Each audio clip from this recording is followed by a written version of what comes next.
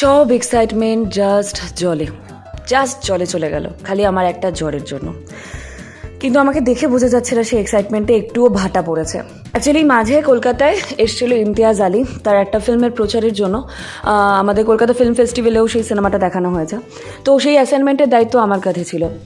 আমার জ্বর হয়েছিল, আমার কাছে যদিও প্রেশার ছিল না যে জ্বর নিয়ে অফিস করার, বাট আমি নিজে দায়িত্ব নিয়েছিলাম যে না, আমি জ্বর নিয়েই এই অ্যাসাইনমেন্টটা করবো, কারণ Imtiaz Ali is like a god for me. কারণ যারা ওনার বানানো প্রত্যেকটা মুভি দেখেছে, আই গেস তাদের কাছেও বা তার কাছেও ইমতিয়াজ আলীর মতো একজন ডিরেক্টর একটা ভগবান। যতই রিপোর্টার হই যাই হই, আমি একজন মানুষ, আমারও স্টাক মোমেন্ট হয়।